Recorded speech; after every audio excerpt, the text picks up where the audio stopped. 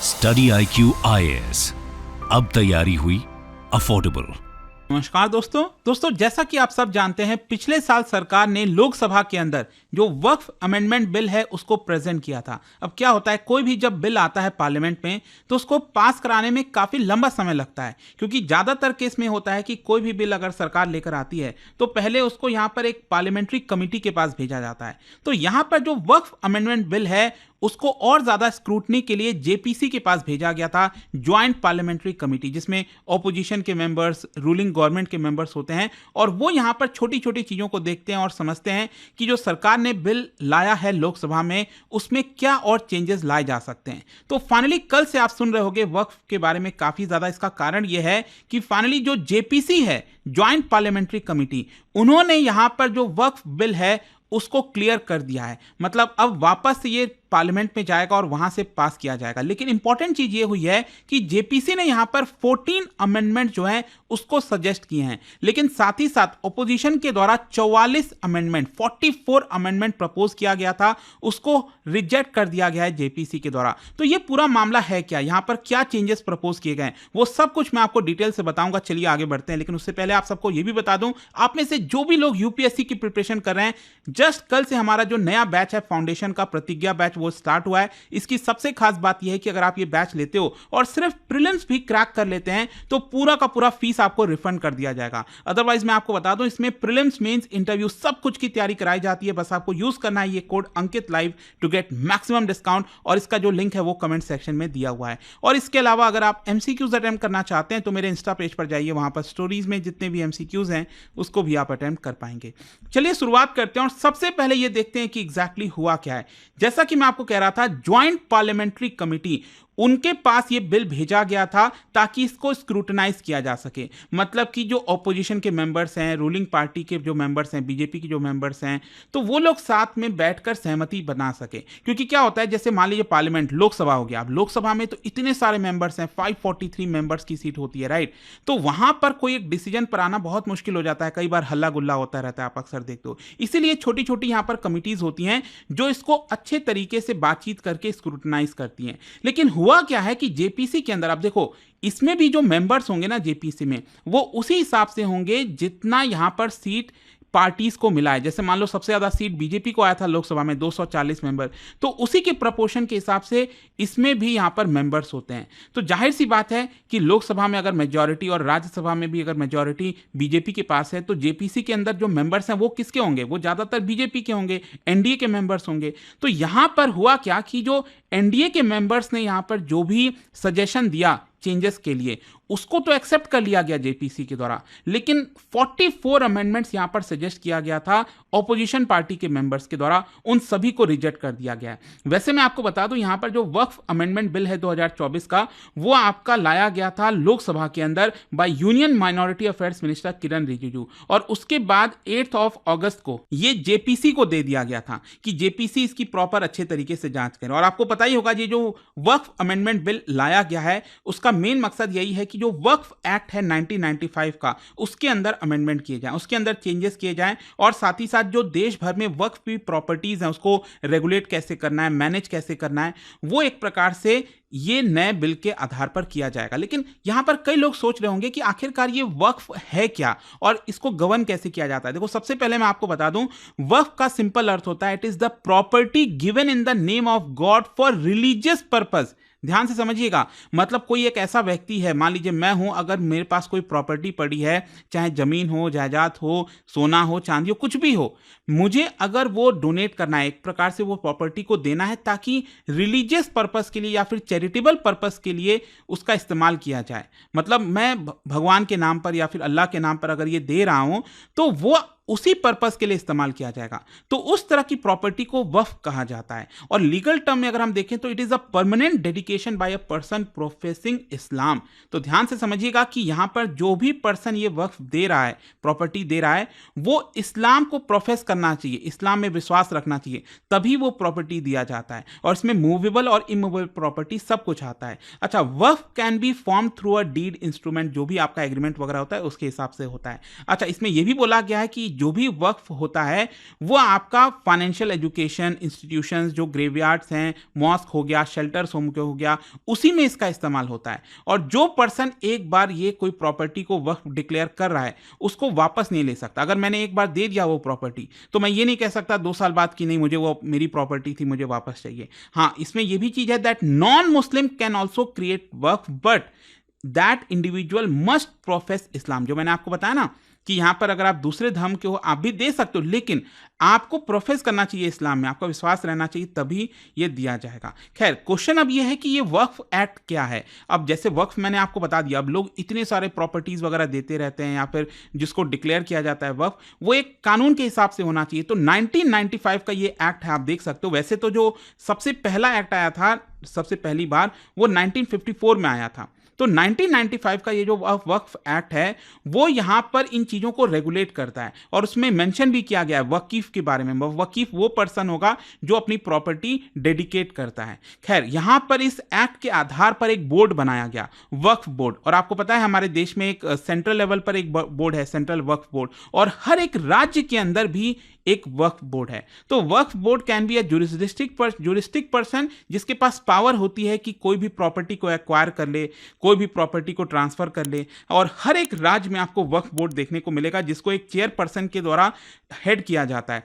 इसके अंदर 1 या 2 नॉमिनीज होते हैं, स्टेट गवर्नमेंट नॉमिनेट करते हैं। इसके अंदर मुस्लिम लेजिस्लेटर्स हो गए, पार्लियामेंटेरियंस हो गए, Muslim members of state bar council हो गए, स्कॉलर्स ऑफ इस्लामिक थियोलॉजी हो गए। मतलब इस बोर्ड के अंदर ज्यादातर आपको ये मुस्लिम्स जो पर्सन हैं वही देखने को मिलते हैं।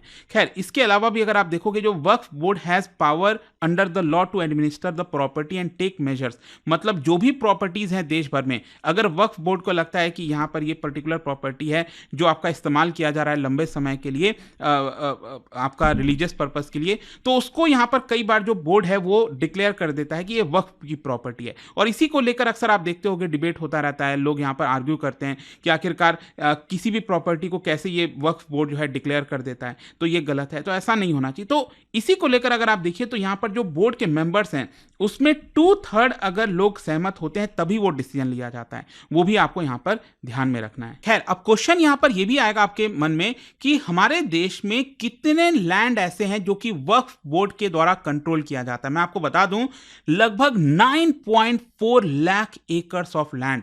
आप समझिए, इसकी टोटल अगर आप प्रॉपर्टीज देखोगे ना तो it is around 8.7 lakh properties ऐसी हैं जो वक्फ बोर्ड मैनेज करता है। और इसकी वैल्यू अगर आप देखिए तो it is around 1.2 lakh crore बताया जाता है। हो सकता है इससे ज्यादा भी हो जाए, लेकिन साथ ही साथ मैं आपको बता दूं, इतनी सारी प्रॉपर्टी अगर हमारे देश में अगर आप देखोगे अलग अलग इंस्टीट्यूट के द्वारा जो रखी जाती हैं तो इसमें ये 3rd नंबर पर आएगा। सबसे ज्यादा जो लैंड ओनर है हमारे देश में, ऑब्वियस सी बात है, इंडियन रेलवे, बहुत सबसे ज्यादा लैंड है। और इसके अलावा आर्म्ड फोर्सेज हो गए दूसरे नंबर पर, और तीसरे नंबर पर वक्फ बोर्ड है जो इतने सारे प्रॉपर्टीज को मैनेज करता है। खैर, क्वेश्चन अब ये आता है कि ये जो 1995 वाला एक्ट था, वक्फ एक्ट, उसके अंदर सरकार क्यों बदलाव लाना चाहती थी। देखिए, यहां पर सरकार का कहना था कि हम चाहते हैं कि इसको और बेटर तरीके से मैनेज किया जाए। यहां पर जो क्रिटिसिज्म होता है उसको हम एड्रेस करना चाहते हैं। जैसे कि यहां पर सरकार का यह कहना था कि जितने भी वक्फ की प्रॉपर्टीज हैं उनको कंपलसरी अपने आप को रजिस्टर करना पड़ेगा डिस्ट्रिक्ट कलेक्टर के साथ, ताकि उसका जो एक्चुअल वैल्यूएशन है वो फाइंड किया जा सके। तो सरकार का कहना था कि एक प्रकार से जो भी वक्फ की प्रॉपर्टीज थी वो रजिस्टर नहीं की जाती थी, तो इसको डिस्ट्रिक्ट कलेक्टर के साथ रजिस्टर किया जाए, इसलिए हम ये अमेंडमेंट लाना चाहते हैं। फिर इसके अलावा यहां पर वक्फ के अंदर जो बोर्ड मेंबर्स हैं वो सिर्फ मुस्लिम्स ही क्यों होने चाहिए, यहां पर और भी हो सकते हैं, तो इसलिए हम बदलाव लाना चाहते हैं। और साथ ही साथ अभी तक क्या था कि वक्फ बोर्ड के अंदर जितने भी मेंबर्स होते थे वो आपका इलेक्टेड होते थे, लेकिन अब अगर मान लो ये बिल पास हो गया तो इसमें जितने भी मेंबर्स होंगे वो गवर्नमेंट के द्वारा नॉमिनेट किए जाएंगे। और इसीलिए क्रिटिसिज्म भी आ रहा है कई लोगों के द्वारा कि ऐसे तो जो भी पार्टी पावर में आएगी, बीजेपी पावर में आएगी तो बीजेपी कहेगी हमारे लोग होंगे इसके अंदर, कांग्रेस आएगी तो कांग्रेस कहेगी हमारे लोग होंगे, तो इसको लेकर भी क्रिटिसिज्म हो रहा है। लेकिन इसके अलावा एक और जो इंटरेस्टिंग चीज इसके अंदर यह है, जैसा कि मैं आपको बता रहा था कि अब से बोर्ड के अंदर जो नॉन मुस्लिम्स हैं, ठीक है, उनको भी बोर्ड में रखा जा सकता है। जो सीईओ होगा वो भी नॉन मुस्लिम हो सकता है, लेकिन इसमें यह लिखा गया कि कम से कम 2 मेंबर्स नॉन मुस्लिम्स होने चाहिए। ठीक है, ऐसा इसके अंदर हुआ है। अब क्वेश्चन ये है कि यहां पर जो जेपीसी है उन्होंने जो चेंजेस सुझाव किए हैं, मतलब सरकार ने तो ये बिल लाया था पिछले साल अगस्त के महीने में, तो इस बिल के अंदर जो जेपीसी है उसने कई सारे सजेशन सुझाव दिए हैं। इसमें टोटल 14 मॉडिफिकेशंस की बात कही गई है, जिसमें 2-3 इंपॉर्टेंट है, मैं आपको बता देता हूं। सबसे पहला तो यही है जो मैं आपको बता रहा था ना, सरकार जो बिल लेकर आई थी उसमें कहा गया था सरकार के द्वारा कि मिनिमम 2 मेंबर्स होने चाहिए, लेकिन जेपीसी ने यहां पर जो चेंज किया है उसके आधार पर अब होगा क्या कि इसमें 2 से ज्यादा मेंबर्स भी नॉन मुस्लिम्स हो सकते हैं, क्योंकि इसमें जो एक्स ऑफिशियो मेंबर होगा वो हो सकता है मुस्लिम हो या फिर नॉन मुस्लिम हो। तो उस आधार पर अगर आप देखोगे तो यहां पर जो नॉन मुस्लिम्स की संख्या है बोर्ड में वो और ज्यादा हो सकती है, ऐसा जेपीसी ने सजेस्ट किया है। नेक्स्ट यहां पर जो एक इंपॉर्टेंट चेंज किया गया है जेपीसी के द्वारा वो ये है कि पहले ये बोला गया था सरकार के बिल के अंदर कि जो डिसीजन होगा, मतलब कि कोई पर्टिकुलर प्रॉपर्टी वक्फ कहलाएगी कि नहीं कहलाएगी, उसका डिसीजन पहले सरकार कह रही थी कि डिस्ट्रिक्ट कलेक्टर के पास होना चाहिए, जो डीएम होता है वहां का, एक डिस्ट्रिक्ट का। लेकिन यहां पर अब जो जेपीसी ने सुझाव दिया, उन्होंने कहा कि नहीं, ये पावर डिस्ट्रिक्ट कलेक्टर को ना देकर जो स्टेट गवर्नमेंट है वो यहां पर एक ऑफिसर को असाइन करेगी और वो डिसाइड करेगा, जो ऑफिसर होगा, कि ये प्रॉपर्टी वक्फ की है कि नहीं है। और जो तीसरा यहां पर जो जेपीसी ने सुझाव दिया है चेंज करने का, वो है आपका कि जो रेट्रोस्पेक्टिव इफेक्ट है उसमें यह कानून लागू नहीं होगा। मतलब सरकार ये कह रही थी कि पहले के जो प्रॉपर्टीज थे जो रजिस्टर किए गए थे, वक्फ कहलाए गए थे, तो उसमें भी हम बदलाव कर सकते हैं, लेकिन जेपीसी ने कहा कि नहीं, जो पहले की प्रॉपर्टीज रजिस्टर हो चुकी हैं उसको वैसा ही रहने दो, जो वक्फ एक बार डिक्लेयर हो गया तो हो गया। लेकिन हाँ, मैं आपको बता दूं, लगभग 90% प्रॉपर्टीज ऐसी हैं वक्फ की जो रजिस्टर नहीं है, तो एक प्रकार से वो भी, उसमें भी बदलाव किया जा सकता है। और इसीलिए कई जो मेंबर्स थे वो यहाँ पर इसको अपोज कर रहे थे कि यहाँ पर जो रेट्रोस्पेक्टिव की बात सरकार कर रही है वो एक्चुअली लागू नहीं होता है, क्योंकि ज़्यादातर प्रॉपर्टीज एक्चुअली अपने आप को रजिस्टर नहीं कर रखे हैं। और यही सरकार का कहना है कि आप अपने आप को रजिस्टर क्यों नहीं करते हो, रजिस्टर नहीं करोगे तो कैसी चीज़ें सही प्रक्रिया से चलेंगी। अब तो अब क्वेश्चन फाइनली यही आता है कि आगे क्या। देखो, एक तो मैं आपको सबसे पहले क्लैरिटी दे दूं कि जेपीसी ने जो सरकार का बिल था, वैसे सरकार ने जो बिल लाया था वक्फ एक्ट के अंदर, उसमें जो 1995 वाला एक्ट था ना, उसमें टोटल 44 चेंजेस किए थे, लेकिन जेपीसी ने उसमें 14 में बदलाव किया है, जैसा कि मैं आपको बता रहा था। अब ऐसा क्यों होता है? देखो, अब इसमें आप देखोगे तो टोटल 66 अमेंडमेंट्स लाए गए थे जेपीसी के अंदर, जिसमें 23 जो है आपका बीजेपी के द्वारा लाए गए थे, उनके मेंबर्स के द्वारा, और बाकी के 44 अपोजिशन के द्वारा। लेकिन क्या है कि जेपीसी में अगर आप देखिए तो 16 एमपीज बीजेपी की तरफ से हैं और एनडीए के पार्टनर्स हैं, और सिर्फ 10 ऐसे हैं जो अपोजिशन के साथ थे। इसीलिए यहां पर जो अपोजिशन के द्वारा अमेंडमेंट लाया गया था, 44 अमेंडमेंट, वो आपका रिजेक्ट कर दिया गया है, और सिर्फ जो बीजेपी के द्वारा अमेंडमेंट्स लाए गए थे उसी को यहां पर पास किया गया है। और साथ ही साथ मैं आपको यह भी बता दूं कि यहां पर जो कमिटी है, ज्वाइंट पार्लियामेंट्री कमिटी, उन्होंने बहुत सारी मीटिंग्स की हैं। बताया जा रहा है नियरली 3 डजन हियरिंग्स जो हैं वो यहां पर की गई थी, और तब इस डिसीजन पर आया गया। और वैसे मैं आपको एक और चीज बता दूं कि सरकार ने पहले उनको डेडलाइन दिया था 29 नवंबर का रिपोर्ट सबमिट करने के लिए, लेकिन उसको एक्सटेंड करके 13 फरवरी कर दिया गया था। बजट सेशन आपको पता है अभी स्टार्ट होने वाला है। तो यहां पर अब आगे क्या होगा कि जो 14 चेंजेस की बात कही है ना, 14 चेंजेस की, वो 29 जनवरी को यहां पर एक बार फिर से वोटिंग होगी, जो कि पास हो जाएगा जेपीसी के अंदर, और फाइनली 31 जनवरी को ये जो रिपोर्ट है वो सबमिट कर दी जाएगी। और एक बार रिपोर्ट सबमिट हो गया तो सरकार हो सकता है बजट सेशन के दौरान ही इसको पार्लियामेंट से पास करा दे, और जब पार्लियामेंट से पास हो जाएगा तो आपको पता है राष्ट्रपति के सिग्नेचर के बाद ये कानून में आ जाएगा। तो ये पूरा चेंजेस हुआ है दोस्तों। आई होप कि अब आपको अच्छे से अब समझ में आ गया होगा कि किस चीज़ की बात कही जा रही है। और जाने से पहले आप सभी के लिए एक इंटरेस्टिंग क्वेश्चन, क्या आप बता सकते हो जो आज़ादी के समय, फ्रीडम स्ट्रगल के समय नॉन कॉपरेशन मूवमेंट और खिलाफत मूवमेंट को एक साथ लाने की बात कही जा रही थी, इसको किसने अपोज किया था, इसके विरोध में कौन था? ये 4 ऑप्शन में से आपको बताना है। इसका राइट आंसर आप सबको पता है, मेरे इंस्टाग्राम पर तो मिलेगा ही, वहां पर अगर आप नहीं हो कोई बात नहीं, टेलीग्राम से ले सकते हैं इसका सही उत्तर।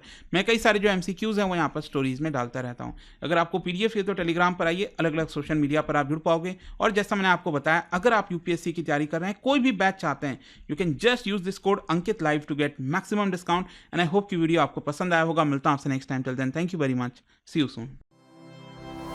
स्टडी IQ IAS, अब तैयारी हुई अफोर्डेबल।